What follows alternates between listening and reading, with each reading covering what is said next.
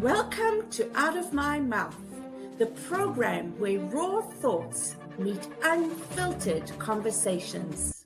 Join us as we dive into the depths of human experience, where we share stories, perspectives, and insights that just might challenge the status quo. Get ready to laugh, cry, and ponder the world around you like never before. This is Out of My Mouth.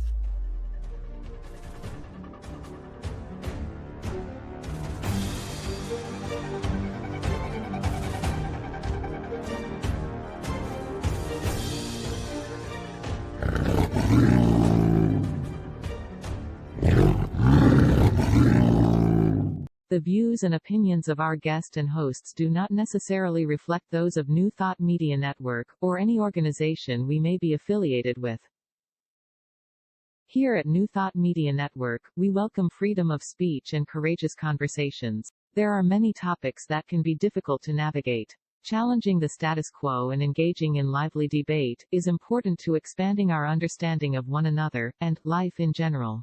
Creating a peaceful world doesn't happen because no one disagrees, it happens from a willingness to understanding one another. In our programming, we strive to expand consciousness and assist people in creating remarkable lives. Your comments are welcome at info@ntmedia.org.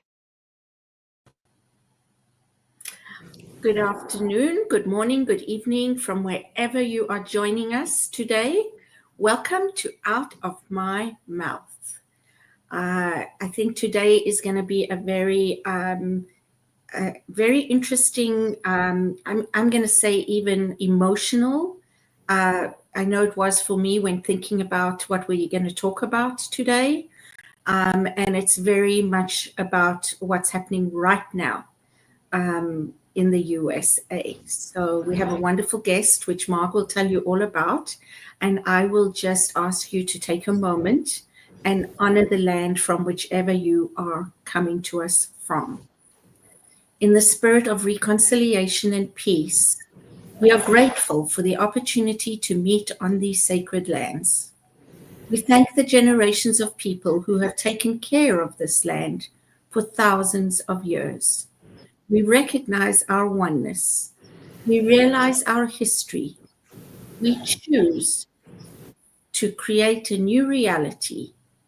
We are one. Miigwech. Miigwech. Thank you so much, Cheryl. And today we have a surprise guest, actually. Reverend Ogun was going to be with us today, and he needed to travel abroad, and he cannot be with us. And Reverend Kelly stepped in for him.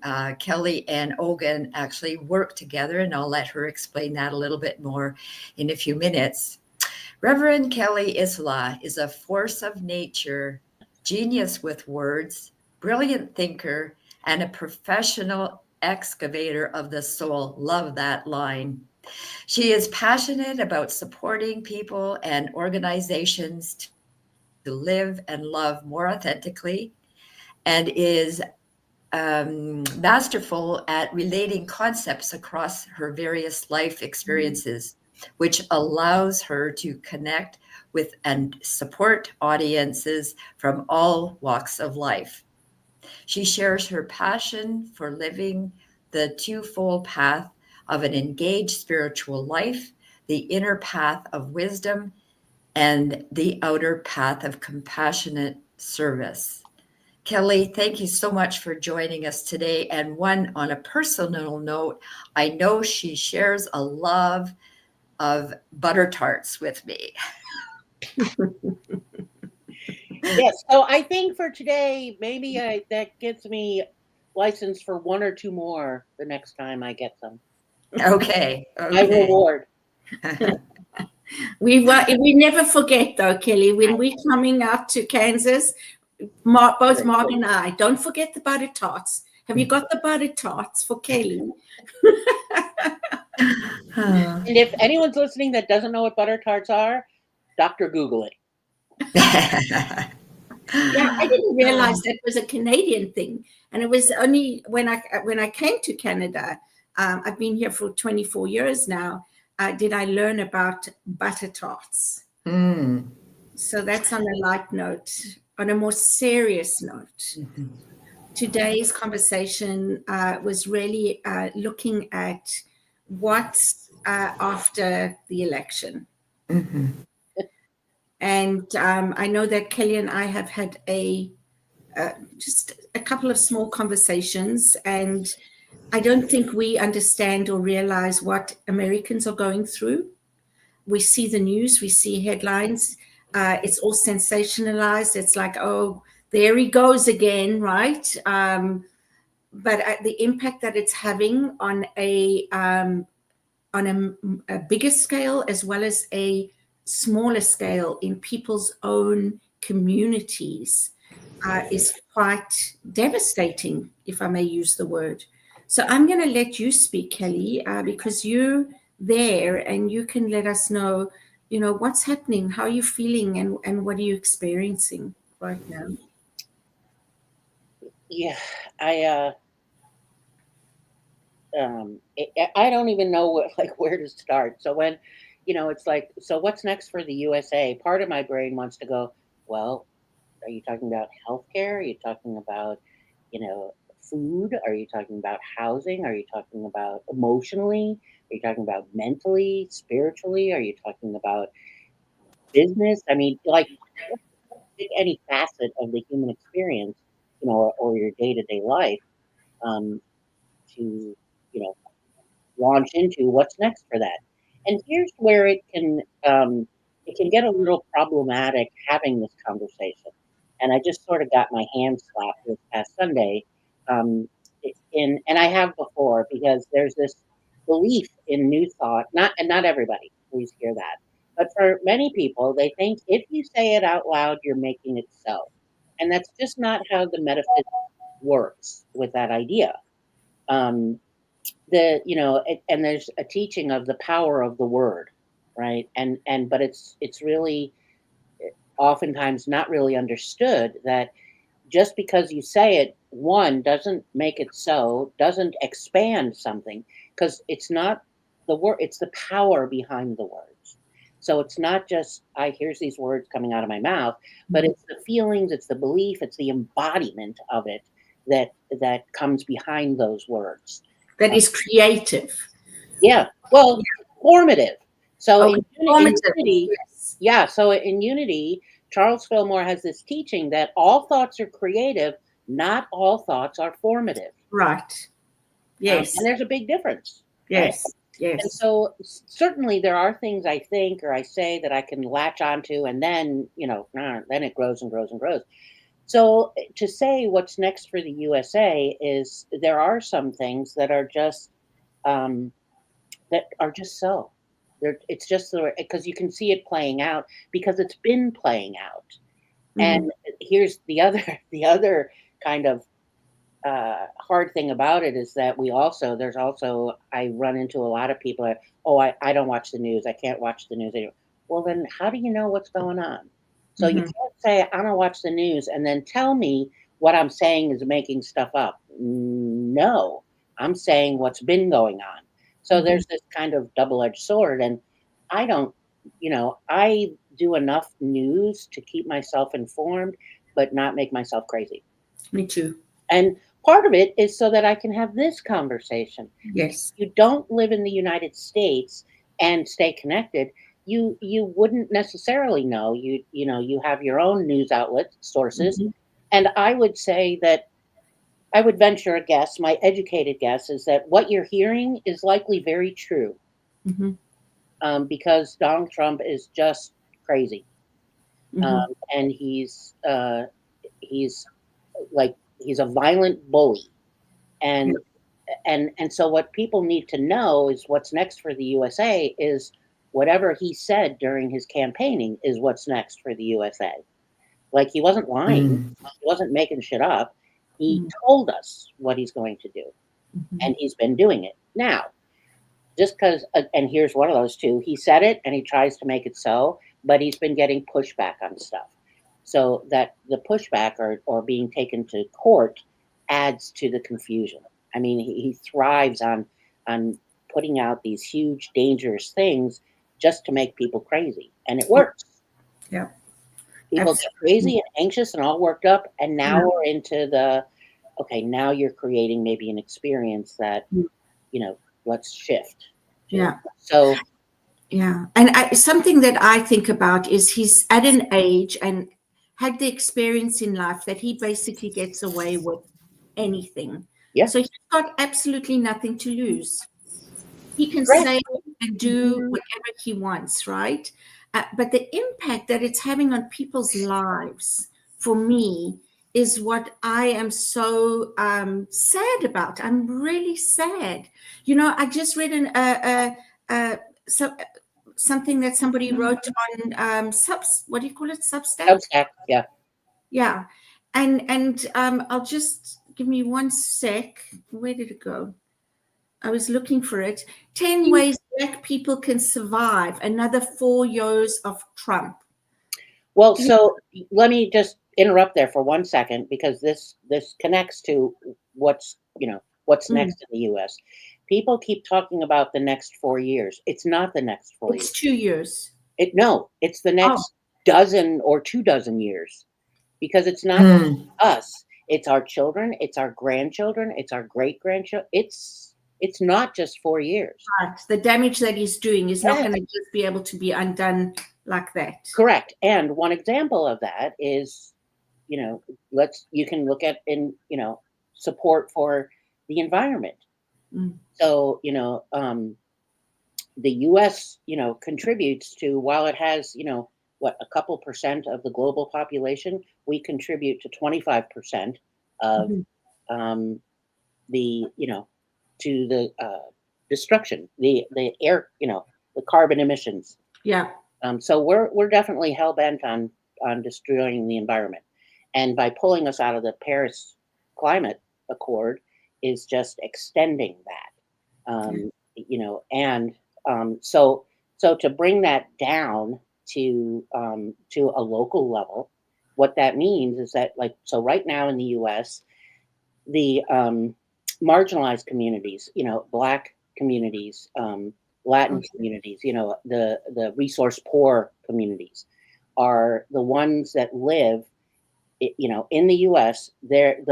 Most of the populations live in places, like in cities, that are have the worst air quality, have the worst health care, don't have access to food like a grocery store. They have convenience stores, but that's not healthy. So, but they live in the places that have, where just pick air quality. And so they have the higher levels of, of asthma and COPD and high blood pressure and diabetes. So that's the real level. So it may sound like, well, we're pulling out of the Paris Climate Accord. Yeah, but you got to connect the dots. Yeah. And so what's next for the U.S., even just that topic is, if things continue. So he pulled us out, and you can't know what's real and what's Memorex in terms of what's going to stick, is going back to, fossil fuels, right? One of the things Biden did before he left office was expand natural park, federally protected lands. Well, Trump will come in and shrink that back down and start drilling. We know that because he has said he's going to do that. And if he says he's going to do it, it's not a lie. It's not a trumped up story. It's not a trying to, go big for the news. He's telling you. Yeah. Pull out a copy of Project 2025 for a little 900-page light reading. But Project 2025 tells you exactly what's going to happen, what is happening, and will continue to. Yeah, absolutely. Patty has shared a comment here. She says, what I think is we just can't trust media due to agendas, due to funding. Yeah, what do you want to say to that? Well, yes, to some degree that's true, because most, here in the United States, I don't know where Patty lives. Here in the United States, most of there are no more major media outlets that Not like they were bipartisan to begin with, but they have shown themselves very much to be, bow to the God King. Mhm. And yes, so now I find my news out, like I have different news outlets, progressive Mhm. news outlets, which doesn't mean Democrat or Republican, it means Mhm. progressive. Mhm. So yes, I don't like major news outlets, whether Washington Post, New York, like pick one. Mhm. Yes, it's definitely not trusting them. And the thing that I'm talking about trusting in terms of what you hear is if Mhm. you see Donald Trump saying something, just believe it, Mhm. Yeah. regardless of the spin that the media may put on it. What Yeah. you hear him say, Yeah. any verbatim is, yeah, that's what he's Yeah. saying. Yeah. So he's going to try to, he's going to invade Greenland. Yeah. And some of the things I've read, like I think yesterday was he's not going to support HIV medication in the countries that they support. So he's going to pull that back. He's no longer going to send HIV medication to other countries, And I'm like, that was just shocking to me. You're just going to let people die? Yeah, that's what he's been doing. Right, and so it's things like that, the LGBTQ community and what they're doing with the armed forces, and things like that. And I this morning I had a thought, and maybe I'm wrong or right, and maybe we just don't know, but I thought to myself, half of the USA didn't vote for him, Yeah. just after half voted for him. He actually got 49% of the popular vote. Okay, so there you go. So to me that says, does that mean that there could be another what was it when the South fought the North, another Civil War? civil war? Thank you. Yeah. Well, so I believe we're actually in a civil war, because there is this quote unquote, not in the same, doesn't look the same, military out, the guns, and although you've just let all the Proud Boys out.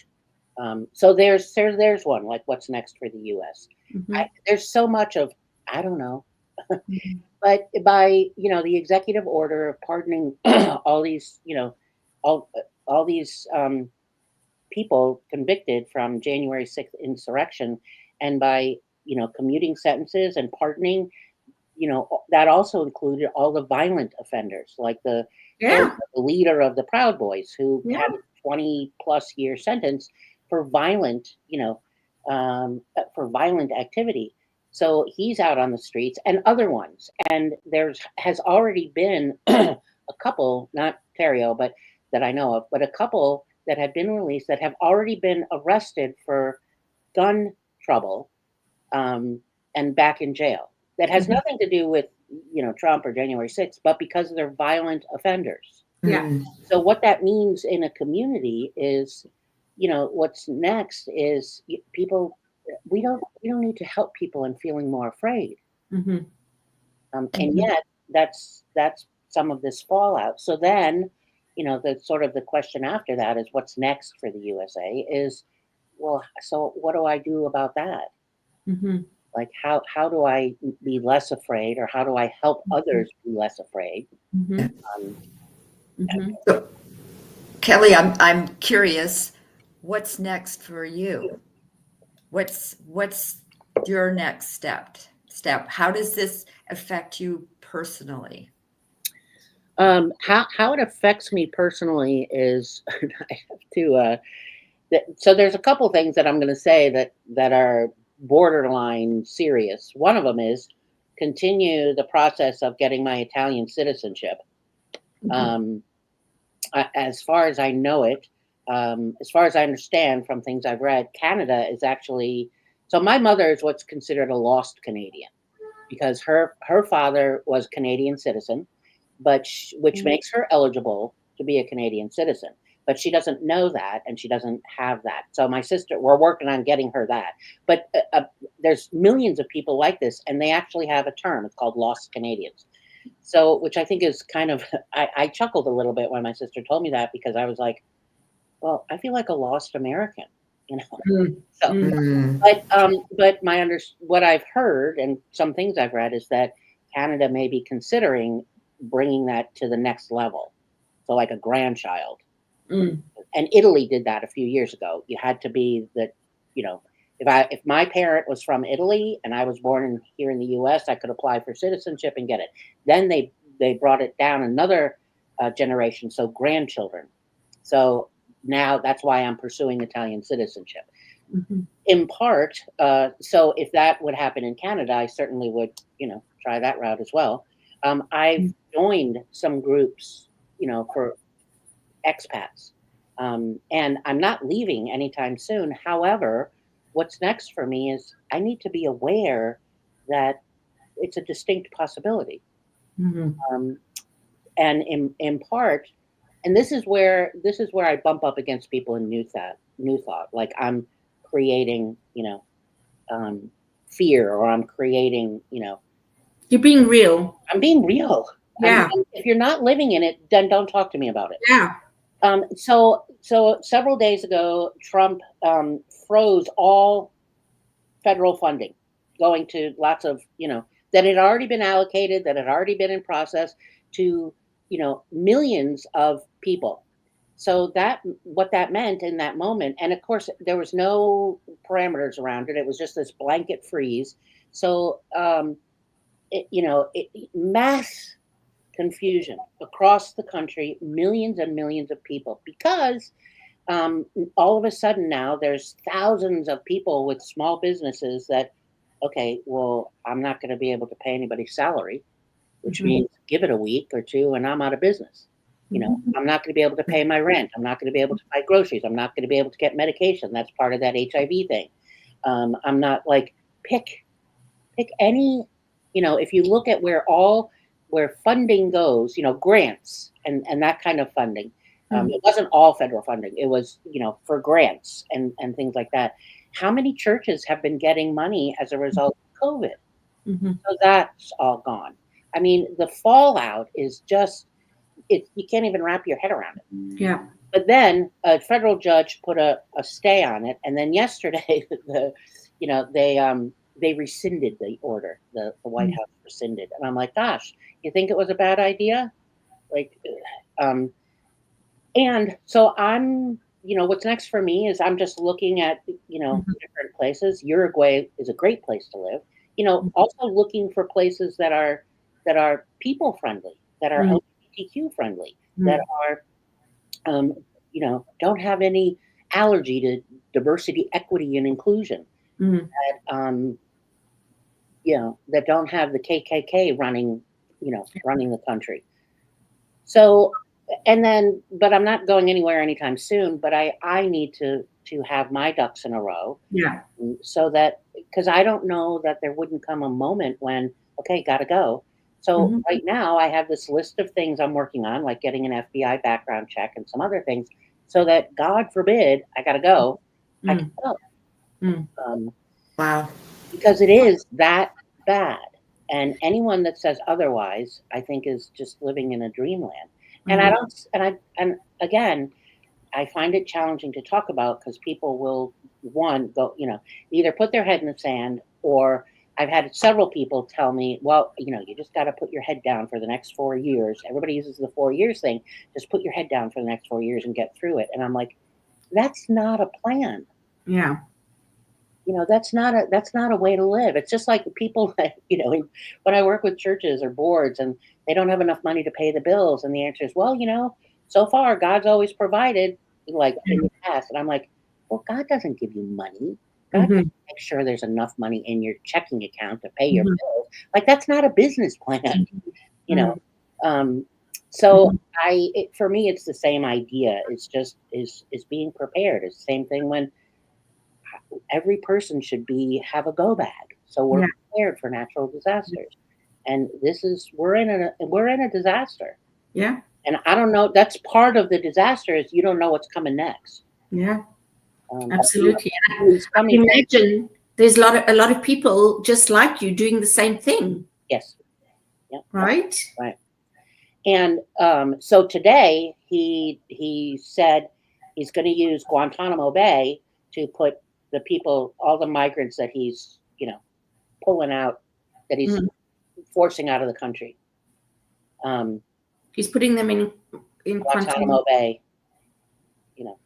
So Heather Heath is with us. Hi, Heather. Thank you for joining us. So Heather is asking us, please comment on the silver lining in the dark cloud. The number of people, for example, Caroline Kennedy and Senator R, who are speaking up and against RFK Jr.'s nomination to Senate. I would imagine that's Robert FK. Robert F. Kennedy Jr. is the one who's one of Trump's nominees. Okay, for healthcare. Yeah, he's being nominated to run the Department of Health, which is, Yeah, and it's tough. I mean, they talking about the silver lining, and Patty says, I don't know how to live next to people and attend church with them who voted for the current regime. It's a challenge. So these are all the struggles as well. And this is the whole thing about Trump, is he's always been about diversity, right? It's like, what is it? Not diversity. I mean, he's divisive. Divisive and conquer, divide and conquer, right? Divide and conquer. That's what I mean. And that to me has been Trump's strategy, right? So, I don't know, if I think about a silver lining, and perhaps we can talk more about this when we come back after the break, is that I do think that on a Kelly, I know you'll correct me or excavate me if I'm up in the clouds. But I do think that there is a shift going on in consciousness, that there is a shift going on in metaphysics, which is really what we can't understand, that's beyond physical. And I think this is part of it. I think it's part of things having to crumble before we can rebuild. Because really, we have created this society. And when I say we, I'm talking about man, not a God, not an energy, not anyone. From the beginning, man has manipulated and put into place the society that we now have today. Yes. And so it needs to fall so that we, again, can create something else. And so I'm saying that, and I'm going to give you time to think about it. And let's take a 2-minute break, and we'll talk about that more when we come back after the break. So don't go away. This is a very important topic for today's times. And Heather, we are being called, and yes, I do believe that we are here for a reason. So see you in 2 minutes.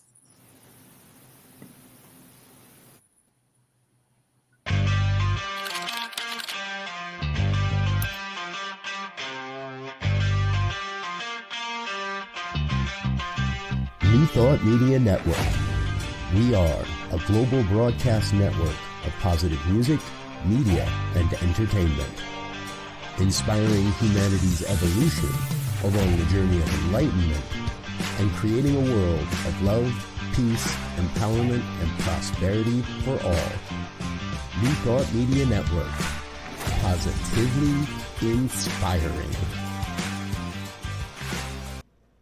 Please help us say thank you to our organizational sponsors, including the Hepperlin Foundation, Affiliated New Thought Network, International New Thought Alliance, Science of Mind Archives and Library Foundation, Center for Spiritual Living Denver, Center for Spiritual Living Midtown, New Thought Philadelphia, Planned Happiness Institute, Summit Center for Spiritual Living, One Heart Retreats, Center for Spiritual Living on the Lake, Unity Spiritual Center, Kitchener, Om Center for Spiritual Living, La Mesa, Satya Center, Center for Spiritual Living North Jersey, Unity of Savannah, and Center for Spiritual Living Seattle, as well as all of our individual donors.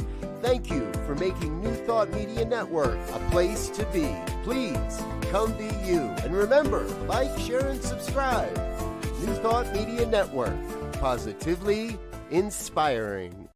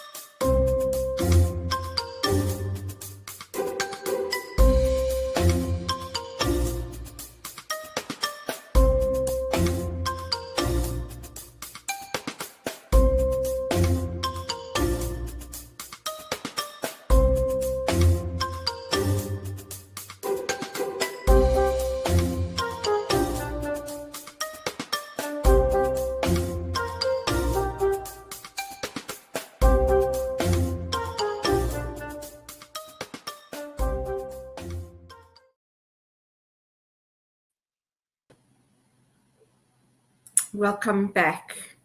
We're back. Yeah, so this has been a tough conversation up to now. So let's move on. It's not going to be, I think, getting easier, but we can certainly talk about some other ways of looking at things.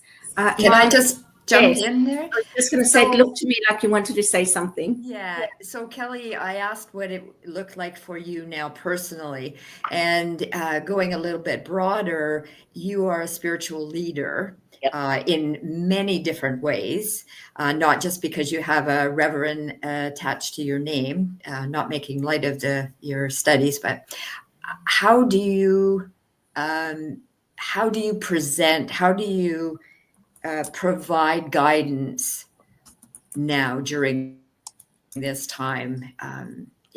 I'll just leave it at that. Because you're a no bullshit type of person. So yes, Yeah. And so the what that the wrapping paper around that no bullshit, is a little bit different depending on who I'm talking to. And it's always going to be, and I don't mean wrapping paper like, rose-colored glasses or anything like that, but the degree of directness or the degree of, just the language that I use, but it's always going to be straight. So how, as a spiritual leader, a good deal of the work is just continuing to tell the truth, right? Whether it's capital T or lowercase t, is, I'm not going to, we need to stop putting like the pink frosting platitudes, happy face on stuff that's just not, because it's kind of a sickness within New Thought and beyond, in many spiritual communities, the idea of spiritual bypassing, which is using prayer, using meditation, using affirmations to avoid the discomfort of what's really going on. And I just said to somebody on Sunday, it was in a chat after a Sunday service, and the woman, wanted to know, she said, I try to put a divine perspective on et cetera, et cetera, et cetera. And, and just wanting to know your question, how do we do this? And so in that case, what I said is, well, first of all, stop. Don't put a divine perspective on anything. It's a human reality. So I encourage people to put a human perspective on it. Like, know what's going on, not to be a downer, right? Not to drag us down, not to feel guilty about anything, for no other reason than that's the only way I know how to respond, is if I know what someone's lived experience is, then I hold a double vision as a spiritual leader, right? Here's what's going on in this human lived experience. Here's what I'm afraid of. Here's what makes me mad. Here's where I want to put my head in the sand. Here's, where I'm just stuck. Here's where I'm so clouded over. I have such a brain cloud. I can't even function. I'm so anxious. Like, there's all of that I don't want to I don't want to deny, I don't want to say, no, that's not true for you. I can say, got it. And then the double vision I hold is, okay, so how do I have that and keep moving? Right. And again, it's not about the rose colored glasses. It's not about ignoring all that. It's the spiritual practice of, if I don't see what I need in any given moment, I'm responsible to bring it. And that's earlier, one of the chats, I think Patty said it about, we're being called. And Heather yeah, said. right. Yeah. And or Heather said it, yeah. We are being called. And I don't mean called like when ministers talk, well, I was called to this. I mean, we're being called like to wake up. And to, I use the phrase, we need to be raising better humans. And I'm not talking about parenting children. I'm talking about raising better children, raising better humans like each other. We need to be calling attention to where we can, and this is where it gets uncomfortable, where I need to call attention to a friend that says, I just got to put my head down for the next 4 years. And my response is, it's not really helpful. Yeah. To be doing it. And I can't force someone into anything. I can't, change it. The hard part is it's not mine to change anybody's life, which makes it, I don't know who said it, maybe Patty, makes it hard. How do I live next to these people? How do I go to church with them?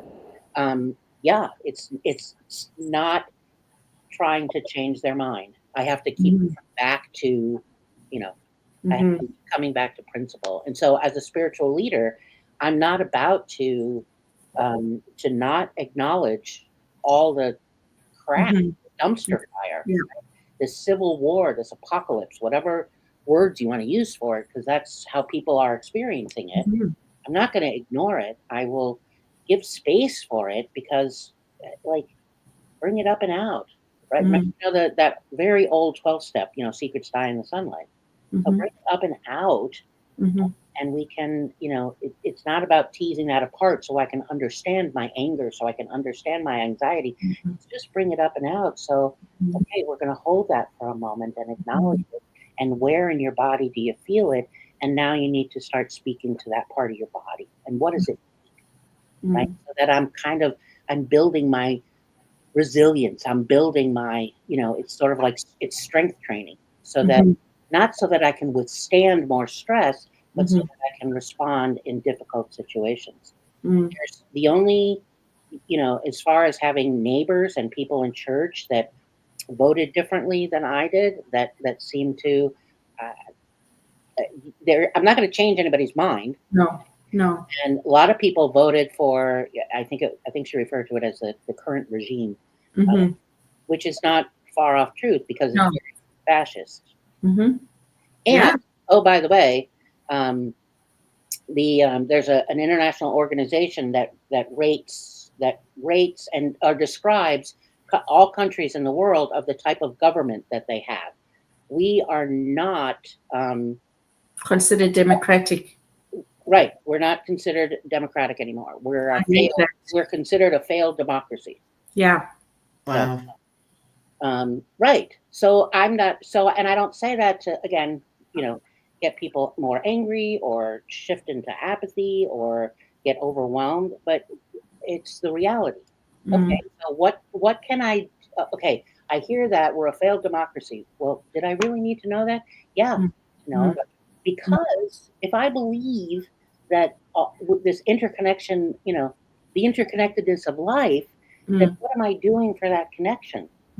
Wrote an article yesterday or the day before, I don't know when, somewhere in the last couple of weeks. We know the term 6 degrees of separation. Like there's 6 handshakes between me and somebody that I know, another person I know, and there's 6. They know we don't know each other, but we're connected by 6 handshakes. I think it's even less now. Well, what I was writing about is, I'm like, well, let's extend that to 10 degrees. And I started thinking about it in terms of 10 degrees so that it expands. Am I aware of the impact I'm making in my world?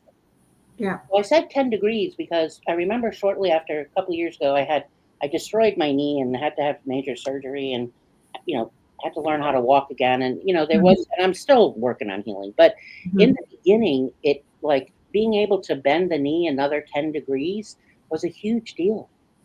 It meant the difference between walking and not walking. Yeah. I look at a map, 10 degrees, like longitudinally. So let's say 10, if I look at this longitude for California, if I go 10 degrees south, that puts me on like Cairo or Luxor, Egypt. Like how different is weather and culture and everything just by 10 degrees. So then I started thinking, well, let's expand. Like, part of the spiritual practice is what's my impact in the world, and how did whatever I have in my hand come to be in my hand? Like, I know the name of the driver that brought the fruit, from the farm to the market. Do I know what they had for breakfast? It's not like I need to go find out, but it's the idea of connection. And appreciating and connecting, like you say, that there is that out there. We're not separate in that way. Somebody's bringing that food to the supermarket. They're growing it. There's a whole process. Yeah. So the way that, as far as I. The comment about how do I live next to them? How do I be in church with them? I have that conversation on a weekly basis with people because it can be really hard because some of us have been taught about that we should be neutral. And I'm like, well, there's no such thing as neutral. No, it really isn't. You can't be neutral on racism. You can't be neutral on sexism. There's no such thing as neutral. Right. You're either anti-racist or you have racist thoughts. Like you're either committed to dismantling systems of oppression, or you're not. And if you're not dismantling systems of oppression, you're propping them up. The silence is complicit thing. So we need to get rid of this neutral idea, which means if someone's sitting next to me that I have this all the time for myself. Oh my God, how do you sleep at night knowing that this person is, and then I'm into my own monkey mind. And I have to, how do you sleep at night? I don't know, but that's not I need to change my question because I can't answer that. I don't know how they sleep at night. Yeah. The child in me, having the temper tantrum hopes that they never get good sleep. Yeah. But I need to redirect back to Kelly. So what is Kelly doing? What is Kelly bringing to her community? What does Kelly need? Because Kelly's got to look after herself so that she can bring something to her community of value. Yes. Right? It's the one of the hardest things in the world, in unity, there's the teaching of, the Christ in each person, and the Christ idea. And that's true, but it doesn't mean we're all bringing that into manifest form.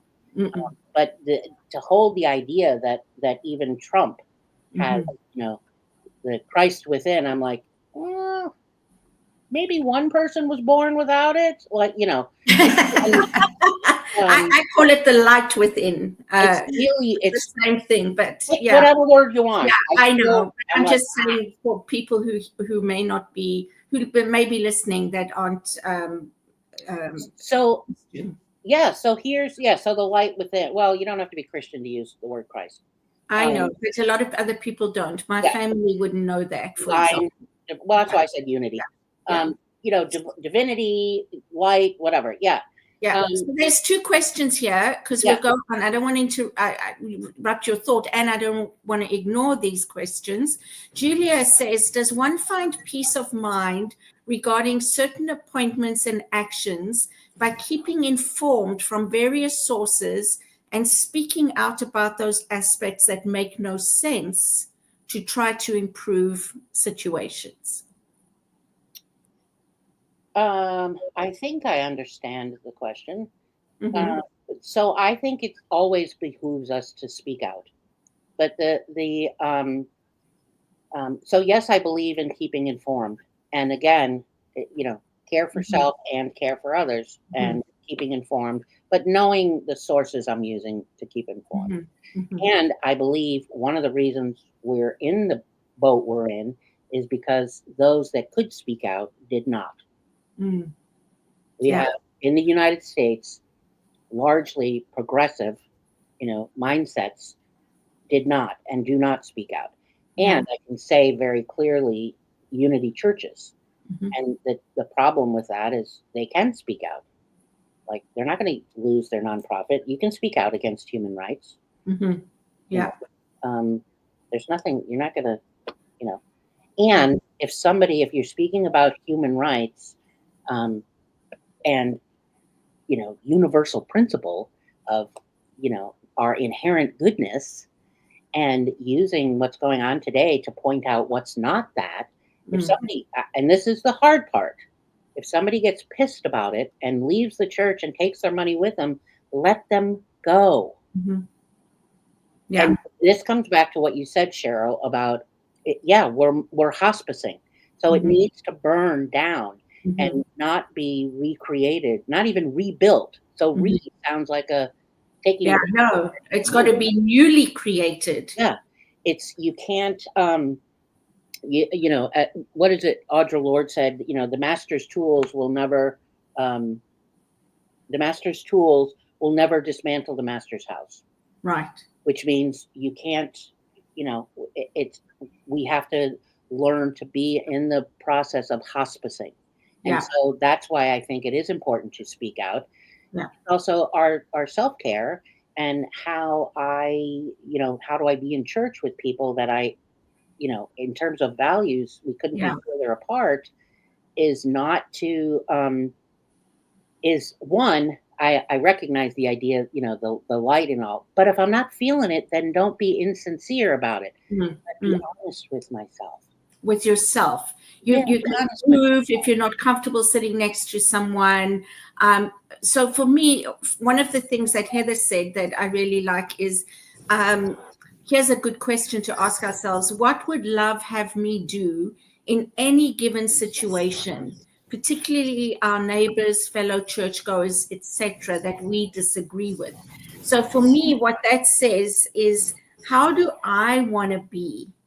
And I don't want to be reactive and in some sense come down to somebody else's level, right? I want to be able to look at a person and say, okay, you have totally different beliefs. I don't agree with any of them. And I don't have to have you in my life. And I don't have to sit next to you. But I'm not going to hate you. And I'm not going to do the same things that you do, the tit for tat. Right. And we have to be willing to, if we're not there, then don't fake it. Right. Which means I need to say to myself, I hear all those words that Cheryl says, or what so-and-so says, or what I've read, and I really should be there, but I'm not. So, okay, so don't be there, which means therein lies the direction of your healing. Yeah. Like we need to get with somebody because we're having a huge judgment, right? I'm living in scarcity consciousness that this person is, or what they value, or who they are and what they think is like this enemy image, and we have to just be honest and then recognize therein lies the direction of my healing, so that I can see them and not get this amygdala hijack. Yeah. And I still don't have to sit next to him. I still don't have to have him over for dinner, but I'm not getting the emotional intensity. Exactly. Because it's like forgiveness, right? It's like when we don't forgive someone, who are we hurting? Ourselves. The other person doesn't even realize maybe that we even have a grudge against them, and they live a happily ever after life.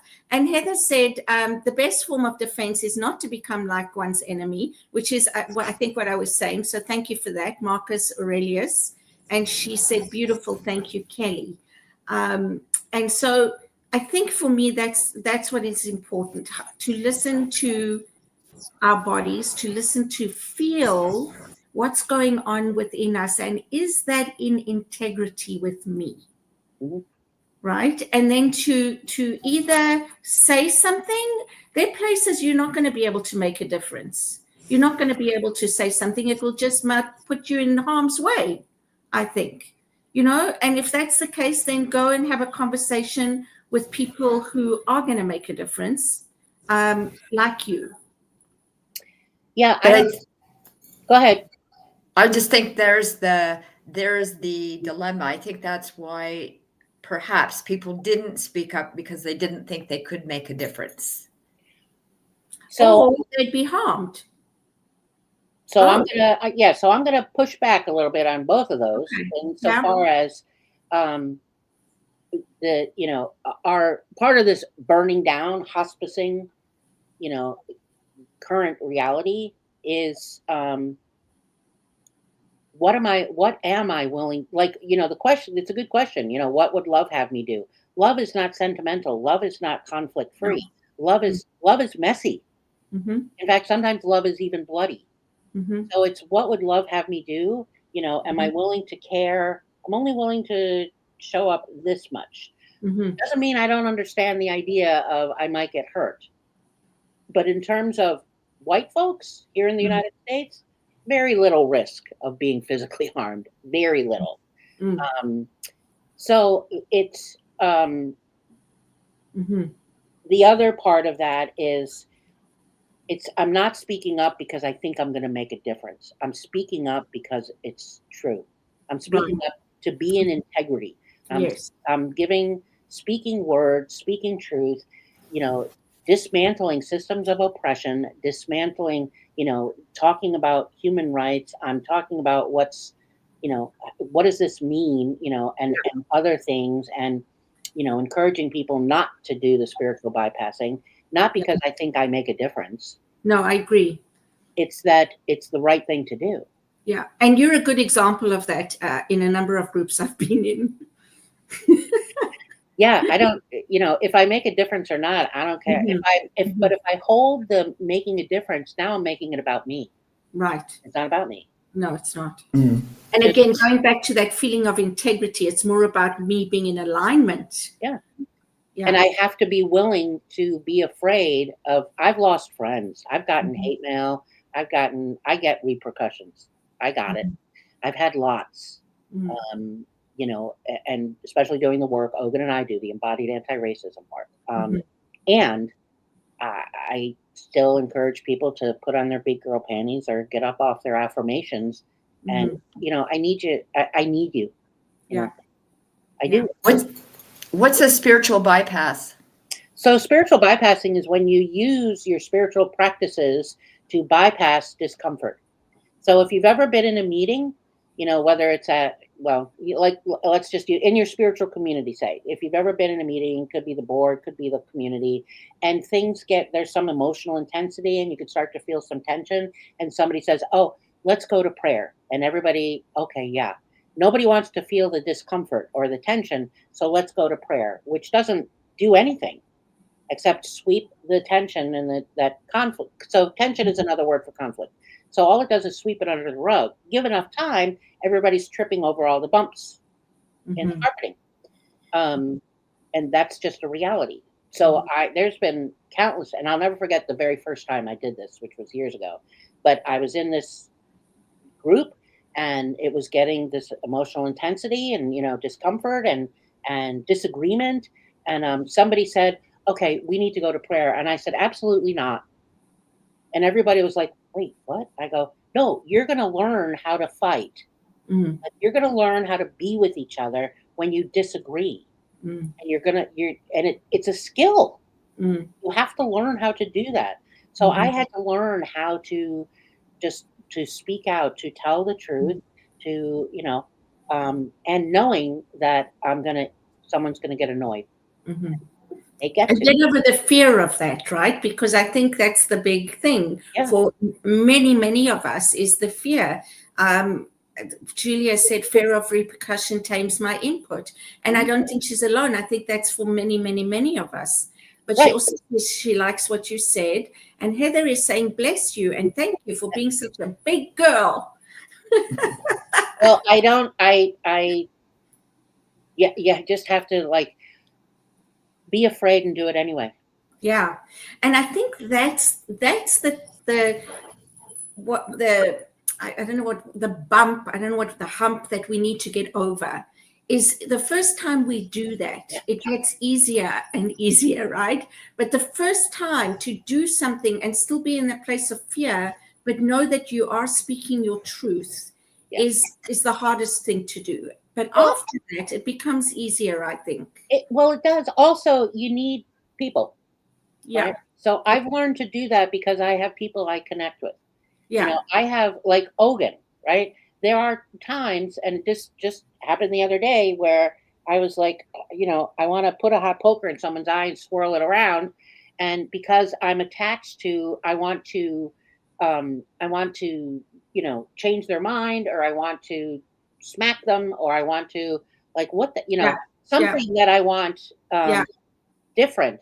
Yeah. And so I just had to, and it's within a spiritual community. So I just, you know, made it a little text to Ogun, and, you know, blah, blah, blah, like spill. And he goes, oh yeah, that's it. You know, yep, you're right. That's what happened. I go, that's okay. It's okay to feel that way, right? So I agree. You need people. You need to have your support circle around you. People that you can go to. Just to answer Heather, Heather said it's not a congeniality pageant. Yes, and I will never win Miss Congeniality. And Julia I'm not says going for it, though. Speaking about negotiating skills, and I don't think it's about that. No, I think it's about listening skills, and it's about maybe getting to a point of agreeing to disagree without having to punch each other's lights out. Yeah. And that it's okay to disagree, and it's okay to not have you in my life.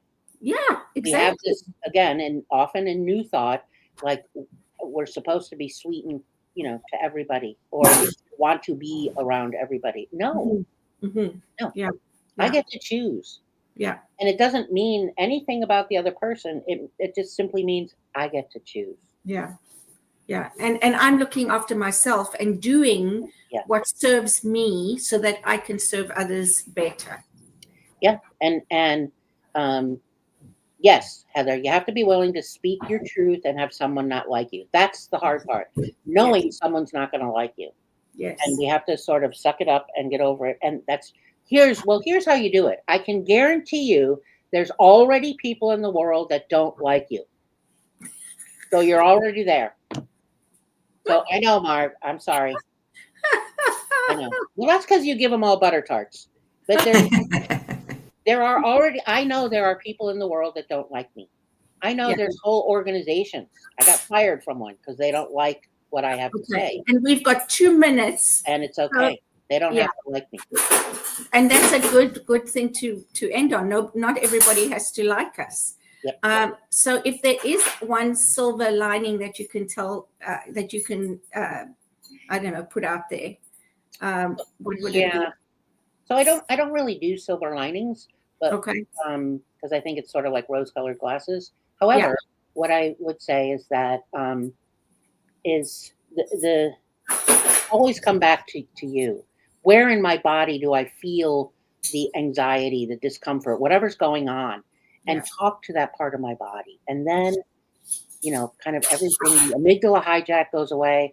And then I can know what's mine to do. What's the next thing? I like that. Because I'm braver than I think I am. Yeah, something practical. Patty says, I can't see that because I think the silver lining is living my truth. And I would even say, you know, living truth with a capital T. Yeah, 100%. Julia says, great discussion. Thank you so much, everybody. It's been wonderful. Mark, I'm sorry I haven't let you talk much, but you I'm used to it. Especially if I'm on. Yeah, exactly. But I really think, Kelly, we have to do this again like every few months. Yeah, I don't even know if we answered the question at all. So well, I don't think we can answer the question. No. I think it's an ongoing discussion and ongoing supporting of each other. Yes. So thanks to everyone for being here. Thank you for coming in and taking on Ogun's spot today, Kelly, last minute. Thank you very much. Yes. That was definitely divinely ordered. Yes, exactly. So please like, share, and subscribe. And we'll see you next week. And Kelly, don't go away.